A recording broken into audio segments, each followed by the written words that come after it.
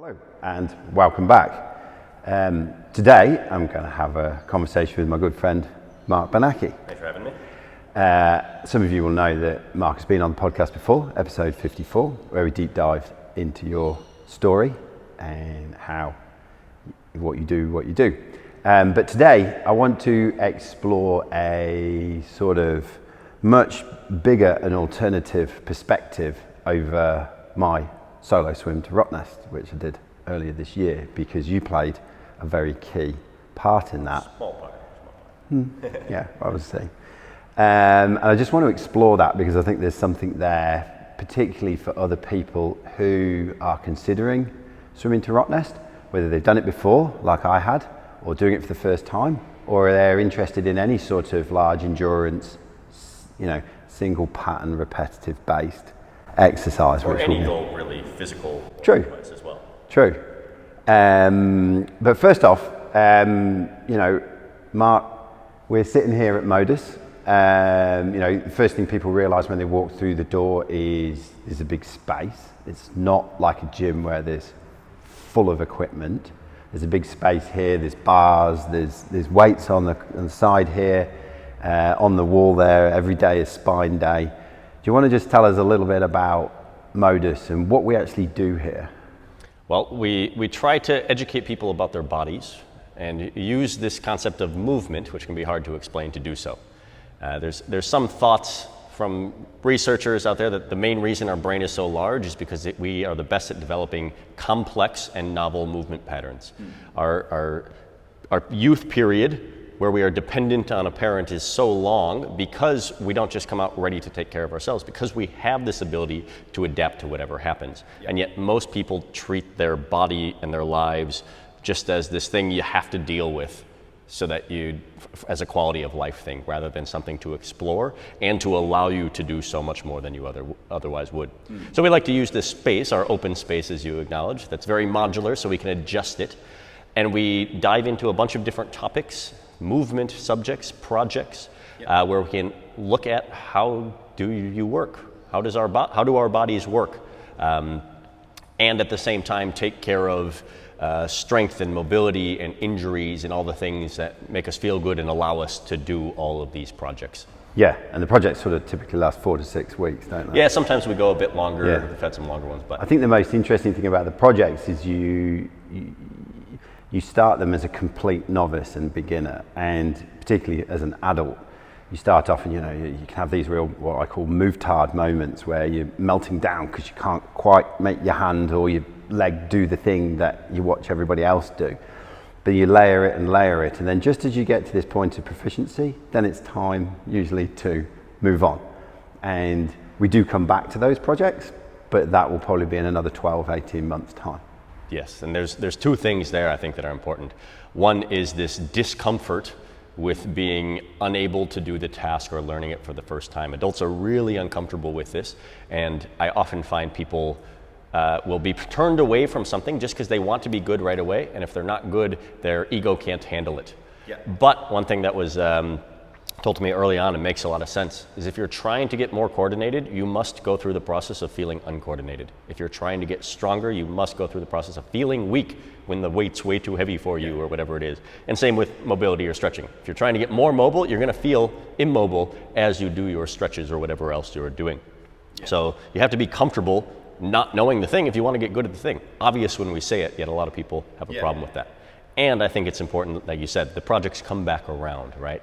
Yeah. Then this allows for this idea of getting a feeler on one subject and then looking to another, and over months and years you start to see the connecting points between all of them, and then that original project comes back along and you get some improvement from it even though you haven't touched it in a long time. And yes, I think it's a cool because you've been through the other projects. Yes. And then it's come back around again. Super. So I think it's probably worth at this point in the conversation placing me as well. Okay. So I'm currently, I swam my second solo to Rottnest earlier this year, 2022. I'm 47. I had swam another one previously back in 2016 when I was 42. At that point, everything was about swimming. Since I emigrated to WA in 2010, it was all about swimming to that island, and I'd done a number of teams and I'd done a number of duos, and then 2016 came the time to do it. And I, like many of the people that I see around me now, and then it was swimming and swimming and swimming and swimming. You know, if you want to get faster, you swim more. You want to get stronger, you swim more. And it was, you know, and on the surface that makes sense.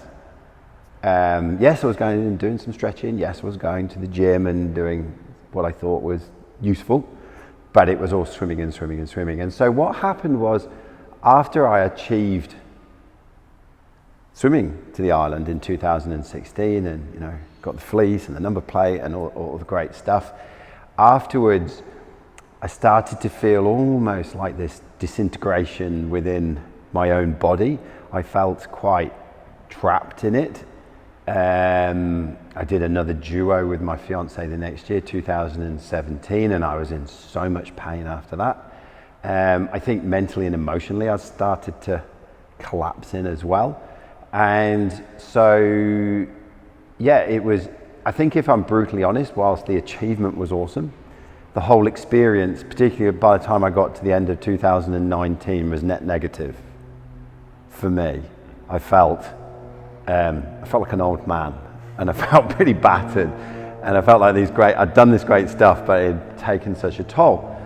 And then January 2018, I came here and did the introductory fortnight, and I remember coming from the beach. I'd had a bit of a swim with friends down at the ocean, and swam in the morning, came here at lunchtime, and I'd gone from a very safe domain where I knew, you know, safe from my ego point of view. I knew what I was doing. You know, I was a reasonable swimmer in my pack of friends, and, you know, I felt good about myself. And then I came here, and I was down here somewhere and felt useless, felt like an old man. But there was something that happened in the car when I drove home, which was, I just had this insight that if I continue to come to this space and do this stuff, that 75-year-old Bryn was really going to thank 42-year-old Bryn to keep coming back. And so it did. And so, you know, 2018 and 19, I was here very regularly. Swimming started to drop off, and I knew that there was something in here I had to go back to. And I think we'll probably talk about the water flowing through the pipe later. I was all pipe at that point, and then I got rid of the pipe and it was all water, and that will make more sense later.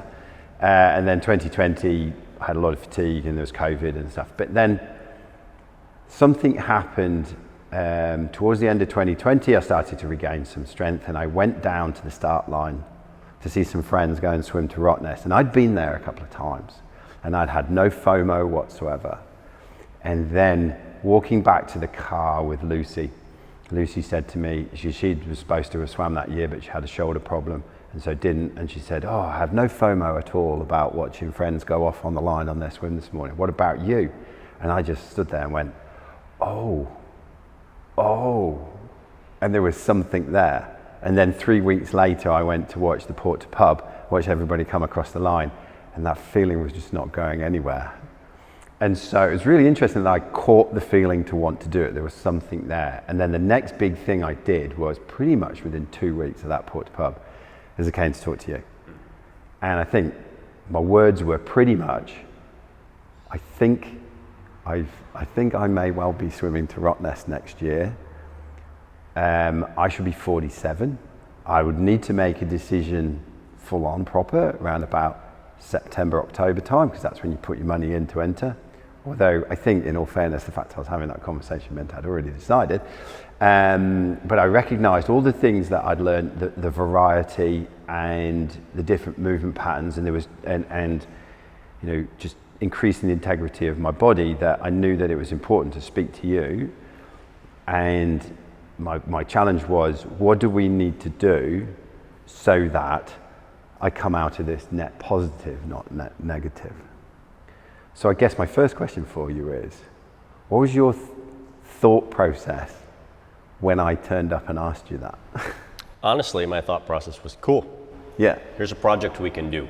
Yes. My immediate question at the time, and something I think you can elucidate a bit further right now, is what was your goal in that? Because the goal was not to swim to Rottnest. No. Even though that was the task, the achievement, the final, whatever you want to call it. But there was something larger than swimming to the island that you were going for. And that was, I think, my follow-up question. What role did you see for me was my immediate first thought. I'm not someone who gets overly dramatic or anything. So for me, it was just, great, let's do it. Like, well, how can I help? What are you looking for? And what role can I serve for you in this little journey? Yeah, I think what, at that point, look, when you commit to swim a solo to Rottnest, I've said this before, there's this wonderful, brutal honesty about it, in that you know that in the last weekend in February, if you swim in the Channel Swim, or later in March if you swim in the Port to Pub Swim, that you have committed to swim to an island 20 kilometres across the ocean. You know that you're going to have to stand on the beach, whether it's at Cottesloe or Leighton, look at that island. You have no idea what the ocean conditions are going to be like on that day. And there's so many unknown variables. But at the same time, there's so much you need to do. You know what is required, and you have to do everything that is required so that you can give yourself the best chance. So there's this real brutal honesty that we don't, those sort of, I'm going to use the word container, and I think we're going to use this a lot. Those sort of containers seldom exist in our everyday life at the moment, because we can commit to doing something, but then sort of, you know, I mean, people might get annoyed with me, you know, if you commit to run a marathon, you know that the tarmac's going to be hard, right? And there might be a bit of wind, there might be a bit of rain, that's fine. But if you're going to swim 20 kilometers in the ocean, you don't know what the conditions are doing, and as we found out. So there was something, as you rightfully said, there was something around that. The achievement factor wasn't there. The challenge and the curiosity was there.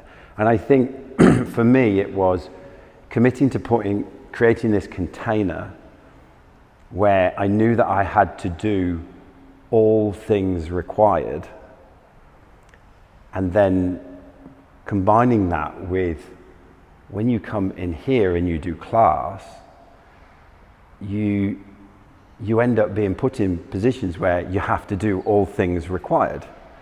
And there is no hiding places in class, and there is no hiding places from your own body as well. If you have spent 30 years of your life, you know, sort of not using your abdominals as much as you could do, and you've worked out patterns to overcome that, you can guarantee you come here, you're going to end up having to do an exercise, and that weakness will be exposed. That pattern that you've neglected in your body will be exposed, and so you have to go there, because that, like we've said, it will be part of a project that will keep coming around and coming around and coming around. So the two married together really, really well. And you know, there's the brutal honesty of you know, you will be found out if you've not done the work, but also being in a space that meant that you were facilitated to go into the places that were weak in your body. And then that, coupled together with the fact that I recognized the previous example had been net negative, I wanted to come out of this net positive. Yes. Meaning, so from your previous example where you came out of it feeling old, yes, you now have an opportunity. Wait a minute, is there a way I can still do this large achievement and come out of it not feeling broken down and realize that I still can take on new projects and do hard things with my body because I'm not old? Exactly. And I think right from the start, when you challenged me to work out what the sort of flow of the training was going to be around, we broke it down into 4 phases. The first phase was very much like, swimming was present, but it wasn't intense, but there was a lot of work on probably foundational stuff. And then the second phase, leading probably from September, October up to Christmas, there was a lot of intensity there. In the swimming, I was starting to develop my engine and stuff, and we were mimicking that with stuff we're doing here. But then from Christmas to the event, which is the third phase was the longer phase of doing longer and longer and longer swims and getting used to that. But then we had the most important phase was phase 4, which was 3 months after the swim. And I think what I recognized from the 2016 experience was, looking back, was that I had over-specialized in one particular pattern of movement, and that it wasn't giving all my body everything it needed. And I recognized that I was going to have to specialize again, but I needed to have this period of almost de-specializing. Well, this is basic exercise science and programming stuff, and that's where my degree is exercise science. It's the off seasons when you get stronger. If you are an athlete, you have the on season, whatever the sport is, you're just performing. Your goal isn't to get stronger in other things, of course not.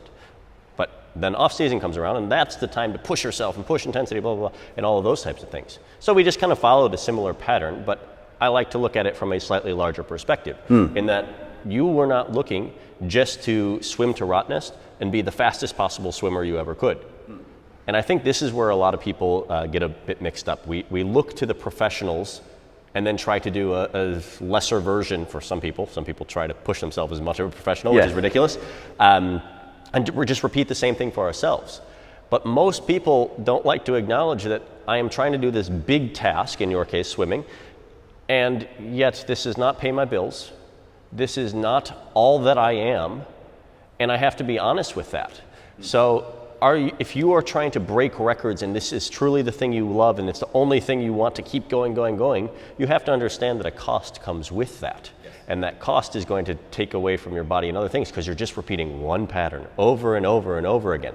But if this is not your identity, if this is not your livelihood, and you want to be someone who can also take on other physical tasks and learn other things, then you have to look from a slightly different perspective of, yes, I'm going to be a swimmer at this time, but I have an identity outside of being a swimmer. And we can talk, that can go many different directions, but I'm, for now, a physical identity. I am a swimmer, I am a CrossFitter, I am a dancer. But you can learn a lot of these different things, and for most people who are recreationally moving their body, I think it's a wise idea to explore these other things and learn what you really are able to learn rather than only doing one thing and getting stuck in that, because that's going to hurt your body and get you very limited in your outlook as to what you can do physically.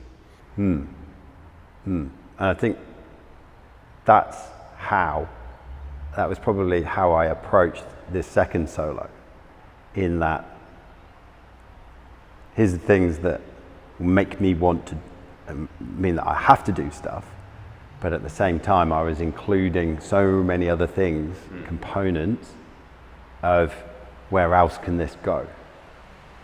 So if we go back to the sort of the question I asked earlier on, so you looked at it and thought, oh great, a project, something a bit new. So where did that take you? Again, more questions for you, because I think I did say, I want you to go think about this, I want you to think about this, because once I had a picture of what your swimming plan was going to be, and I believe you talked to, was it Paul? Paul Newsom, yeah. He kind of helped you with that programming side of things, then I can still fit in as much as we can to help. And I gave you my opinion on certain things as well with this overall programming view. Once again, I know a year out from the event, that's the time where it's like, okay, now I'm gonna suggest you do more movement classes and make your physical activity less about swimming. And then the closer we get to the event, we make it more about just swimming. Yes. And, but this was a realization I think you had to plan. I couldn't tell you this is how we're doing it. One, because I am not a high-level swimmer and I am not experienced in programming for swimming specifically. Yeah. So that is not my role. So the first thing was for you and whoever you're working with on that side of things to make a plan, and then I can fit in the rest. And then depending on your initial plan, I thought, okay, I can maybe give some opinions and feedback of, maybe we do a bit less here or a bit more of this here. And just because I do have a bit of background in general training stuff as well, that I could bring a bit more of a movement perspective as much as possible and as much as appropriate into this whole task. So that was my follow-up is, put it back on you to get a bit more information so that then I can help you as best as possible. And you're right. And from that, then you started to give me some daily things to look at, which took no more than sort of 10, 12 minutes, but were consistent every day, or probably 6 days out of 7 a week. And yeah, you're right. There was the movement class where, that was more predominant to start with, and then they sort of met each other with swimming, and then swimming became more. And then in those last couple of months, coming to class was too much. But interestingly, by the time I had swam to Rottnest, my body was like, okay, we need other stuff to do now. I'd like to say one thing there, as you said, close to the event, coming to class was too much. Yeah. And the problem isn't that movement was too much, it's that class is not about Bryn. No. And because I'm doing class for everyone who's a part of our community, sometimes it just wasn't appropriate for you in your goal at that time, whereas you still had your own list of things to do, to take care of you and your body with a more movement perspective leading up to it. And just, you're not in control of class, so it wasn't the appropriate thing at the time. Exactly. But certainly, those last couple of weeks, my body was almost screaming out for, right, we want to do something else. Just a bit longer, a bit longer. Yeah, can we play on the floor? Can we do hang from, so yeah. So, yeah, I suppose, my body is my body, but given the fact that I'd got this background in single-based monotonous sports, were there some particular things that you focused on? Of course, shoulders and spine is going to be a huge one. Yeah. Your action that you would do over and over requires a certain amount of overhead range of motion and a certain amount of rotation through the spine, and a few other pieces, of course, but those are the main two. And I'm sure you can relate that you have a lot of people that who swim and in the swimming community who have shoulder problems. And the shoulder and spine are so closely interrelated in how you use them that this is the first thing we need to address, is that if you are now going to do how many hundreds of thousands of reps over the next year of the exact same action, give or take, you need to have a lot of availability of that space and range of motion in your body so that you don't have a problem. If your range of motion's here, and every time you're trying to crank into that, it's driving your car with the brakes on. It's just not going to work well. So first thing we had to do is address those, right? At the other side of it was looking at, if you are going to be swimming all this time, what things are being underdeveloped during that time? Right? You're generally not using your legs through their full range of motion, so things like squats were very important to develop in that early stage of training. It's again not in the later stage of training. And one thing people often aren't realizing, that your body is getting better at everything you do. You are getting better at sitting in that posture right now. However, if you do it for small enough of an input, it doesn't stick around. But our body is looking, and brain in particular, is looking for the most efficient energy, being most efficient with their energy as possible. So if you're not using a pattern, it's just going to be like, let's get rid of that. And we know that from muscle. If you don't train it, it's going to get smaller or weaker or whatever. But every part of our body is like this. If you're not using it in some capacity, let's get rid of that, because clearly the demands of the environment do not require that of you. So why would we maintain that ability? It's inefficient from our energy standpoint. Let's put it towards these other things. So the early stage is, what things do you need to help you swim well? And what are the things that are going to be neglected in that focused period of swimming? And we're going to double down on those and just leave everything else open from there. Keep doing movement classes where it's a bit whatever it is, and then just start putting some of those pieces in place, looking ahead to when it's swim time. And I think as I started to go through that, there were a couple of things that started to occur. One was I was enjoying my swimming, but I was enjoying it because there was almost this yin and yang during the week of the variety of movement patterns in class and the monotony of swimming, in the pool or sometimes in the ocean. So there was this lovely yin and yang up until about Christmas, and then it was the shoot. You got to do what you got to do. You got to do what you got to do, and that was amazing for its own right. But I think one of the interesting things was doing the lots of little things. And it was one of those where, you know, you do it, you do it, you do it, you do it. But then little things started to turn up. You know, we spend a lot of time here looking at handstands, and all of a sudden I'm able to hold a decent handstand position and then stay up there for a few more seconds than I would normally. And it's like, oh, hello. And so there was all these little spin-offs to other area, which had a net effect of me starting to develop a great sense of confidence in the integrity of my body. And I use the word integrity because it's the wholeness of it, and that all of it is coming together.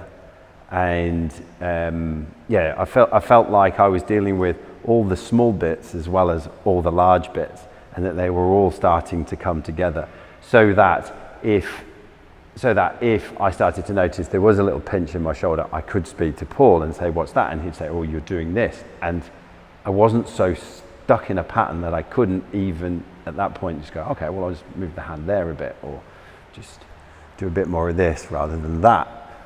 Because you had the let's discover and enjoy a process mindset rather than I have to swim mindset.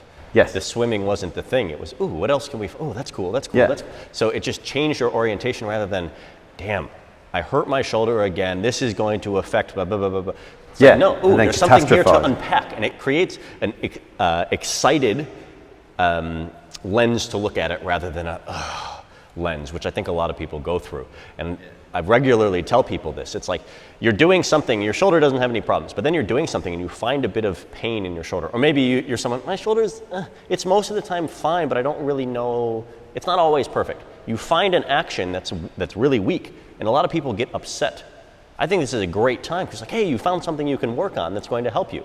Just like if you're going to the doctor and you don't feel well, people always want to get really good blood test results or something like that. Yeah. If you don't feel well, why do you want good test results? Because then you're still at a place where you don't know where to look.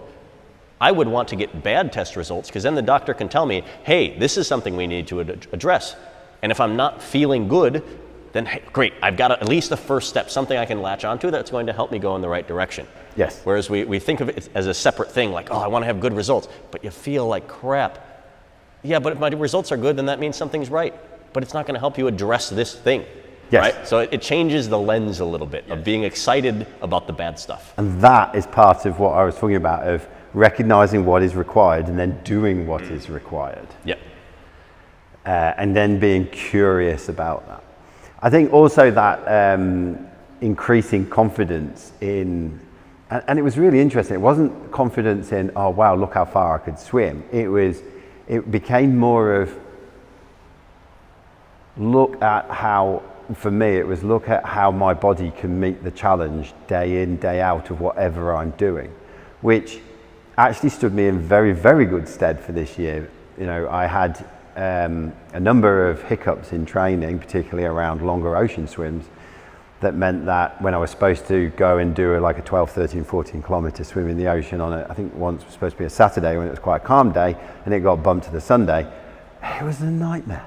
And it was messy and sloppy, but it was like, okay, this is what we're doing, because the day could be like this. And in actual fact, the day was like that. And so more and more, as I started to get into the little nooks and crannies and then use that, get curious, feel really good, not feeling broken, enjoying the process. Also being curious, you know, like first thing in the morning, get out of bed, move and go, oh, there's a bit of an ache there. I'll get into that. That's an interesting indicator. I'll keep an eye on that and get into that. You know, it's this constant dynamic process, which life is. Life is a constantly dynamic process. What's going on internally is trying to meet what's going on externally, and the two are looping together. And it just meant that I could meet the demands of the process, whether it was the pool, but then what got more exciting for me was the ocean and the conditions. You know, it was quite a currenty summer, so there was a lot of swimming into currents down at the beach at Port and Leighton, and then there were a lot of days that were quite sloppy, and then the day itself ended up being super sloppy. Yeah, you got to be prepared for whatever it is, right? Yeah. People, I think just mindsets are massive, and people approach a lot of things incorrectly, right? Because we come at it from this viewpoint of, I want the thing to be done. And we're all guilty of this at some point in life. Oh, right? yeah. The mind likes completed tasks. Yeah, good. I've done it. So now I can tell people I've done it and I can rest. But what's next? And you see this with a lot of people, right? They set themselves a goal like this swim. And you say, why do you want to swim to Rottnest? And the answer might be, oh, I'm getting a little bit heavier. So I need a goal to get myself to train. Yeah. Or martial arts competition or a bodybuilding competition. You do this task because it's what prevents you from being lazy, rather than having a practice, or however you want to frame it, that is an ongoing thing that is constantly developing. And I think this is part of what you discovered very much this year. Yeah. It's like, oh my gosh, there's so much learning from this swim to, oh yeah, and I swam to the island, that was cool, but I learned so much. And it's like, what else can I do that gives me this ongoing learning and discovery process and idea and outlook? And that's exactly what that was the net positive that I came out with, was I started off with this container of a swim, which, you know, created this fantastic, brutal, honest challenge that I had to meet. But this time around in the process, I developed another container that was even bigger. And that contained the swim. And so the swim was part of what I'm doing. And then there will be other things that come about. But that overall interest in the integrity of my body and how it moves, and building the confidence in that, and being curious, and then seeing what, you know, not everybody, you know, like, not everybody, but like, swimming 20 kilometers to an island is a massive thing. You know, sometimes we forget that when we hang out, or doing an Ironman, when we hang out with other swimmers and Ironmen, triathletes and things like that, you tend to focus on the 1% of the 1%, as I call it. But, you know, we do these amazing things, but then there are other things that we can get equally as curious about. And yeah. And you won't necessarily lose things entirely as well. You touched on something earlier. You mentioned how after your swim, your handstand was much more open. Yeah. Was it because you swam a bunch that your handstand is more open? No, it's because in your approach to it, you took care of your shoulders and wanted more open shoulders for the swim. And oh, hey, now my handstand's easier. And this is the idea of lateral development. Yes. You're getting good at the things you don't work at. Yes. So you can take time off of something, because sometimes people get uncomfortable with this with our projects because, oh, but I want to keep working on that and get better. It will come back. What rush are you in? And if you really enjoy it, absolutely, keep working on it. No problems there. Yeah. But we're going to do things that indirectly help you. You know, I've had some people in the past who had really closed shoulders and it was giving them lots of problems with things they wanted to do, including handstands. They were also someone who loved pulling strength. And I made a suggestion at some point, hey, maybe take 3 months off pulling, because actually it's going to help open up the shoulders. And then you can get back into pulling once you have a bit more range, and it'll be an experiment, and we'll see what happens and how your body responds to it. And they were unable to put aside their addiction to the pulling strength movements for a period of time. And that's, you know, I'd never want to judge people for their choices and what they want to do, because if they really, that brings them a lot of joy, great.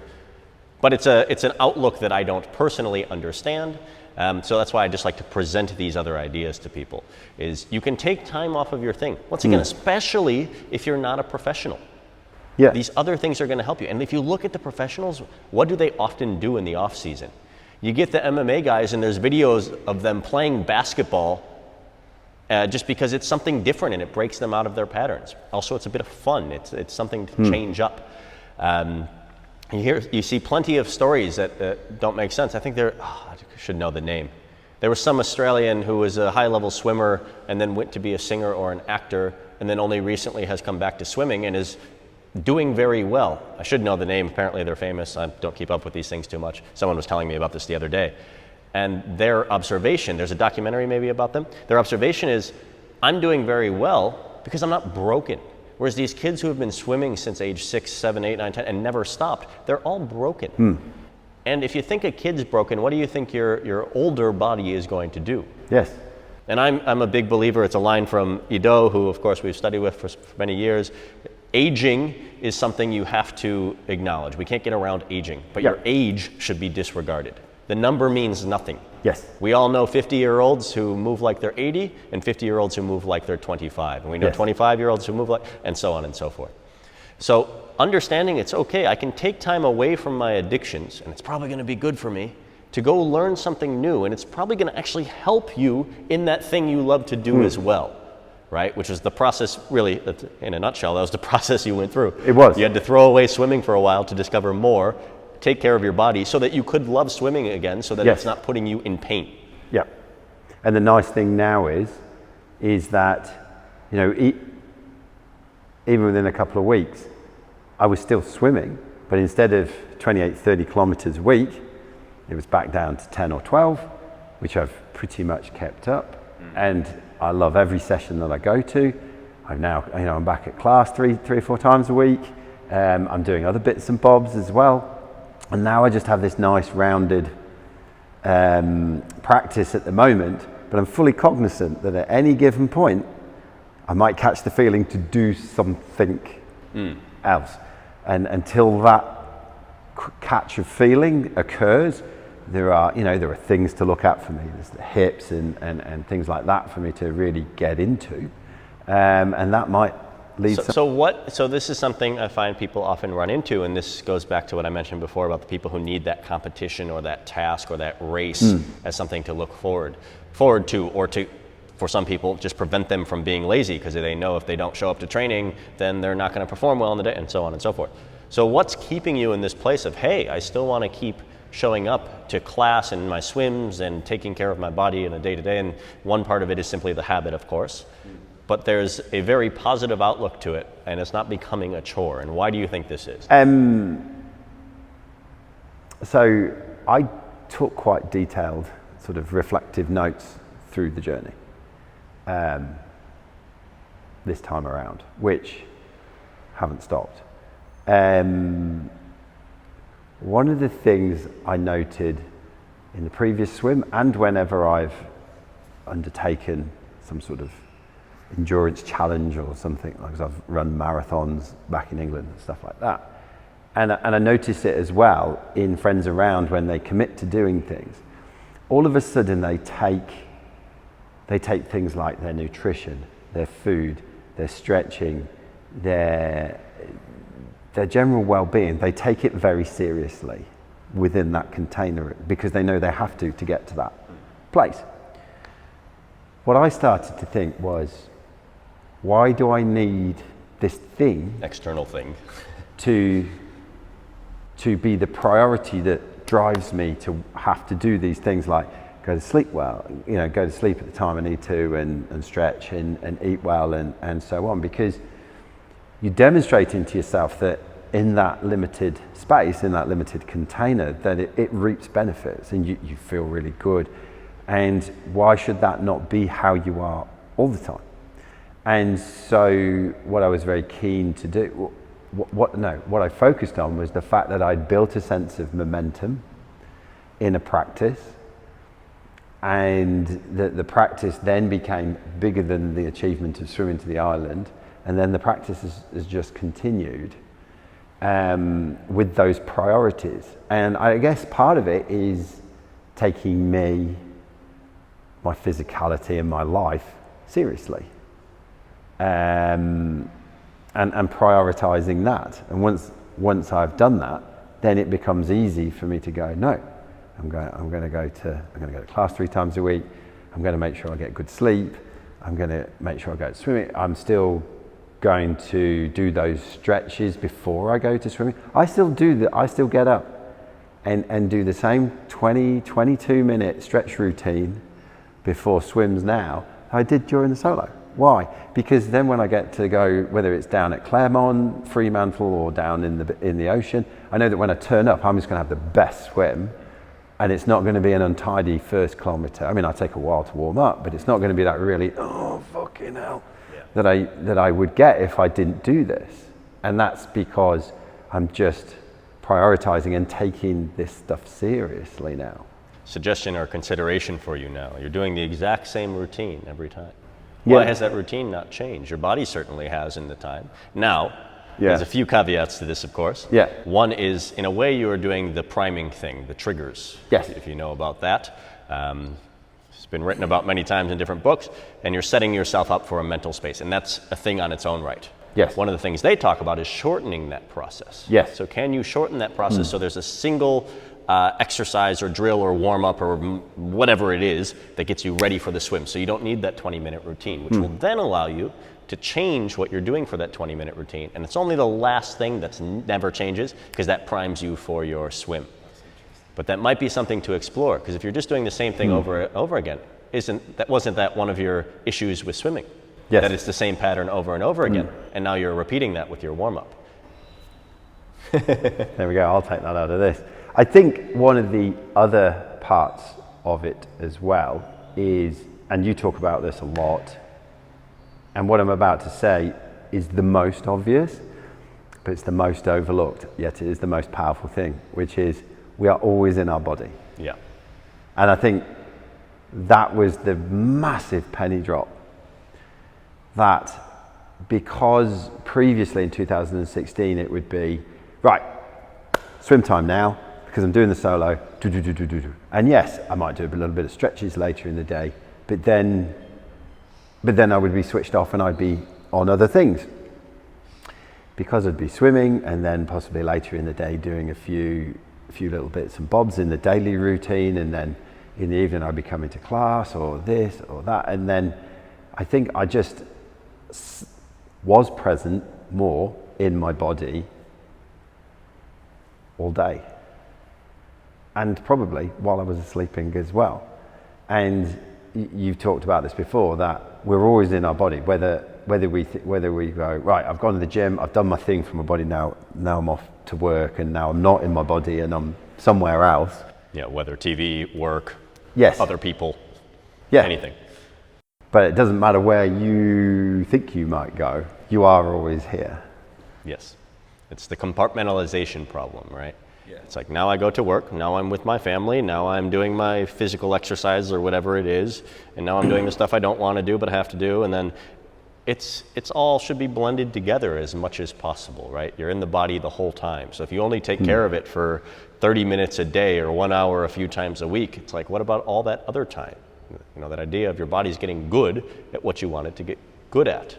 The nice thing is some of these inputs are very powerful, so we don't need that much time, but you're still removing this idea of self from this thing that comes with yourself, which is a huge philosophical conversation that we don't necessarily need to get into. But on the surface layer alone, treat yourself as, I have to take care of my body in some capacity almost all the time, and find little things I can do to break my habits, whether my habit is only doing the swimming pattern all the time, or I only sit a certain way, or whatever it is. I sit with good posture. Yeah, but you're only holding that one position. Yeah. That's going to be a problem. Yes. If you're standing all the time, sit. If you're sitting all the time, stand. If you're doing both of those only, squat. If you're doing those three regularly, start laying down sometimes, you know, move around. Look at kids reading a book. It's not an activity of stillness. Yes. Right?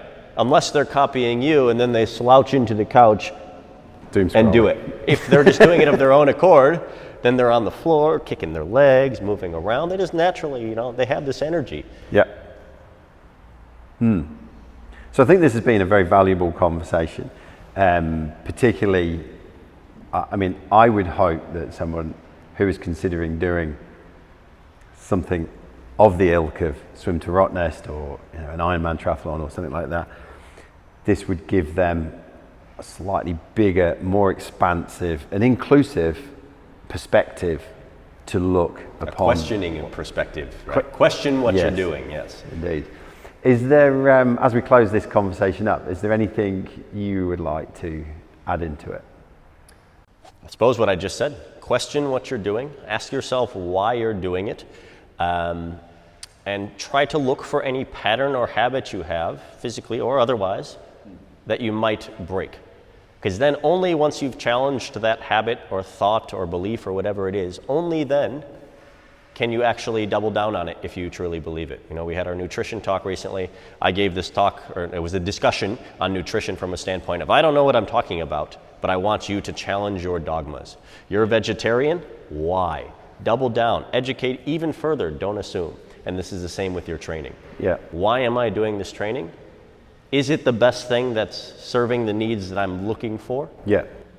And if not, great, because then you can make it better. You can make your physicality better. If it is, great. You're already in the right place, and now you have even more reason and belief behind what you're doing. So question what you're doing. Superb. Mark, thank you very much for your time. Yeah, thanks for the chat.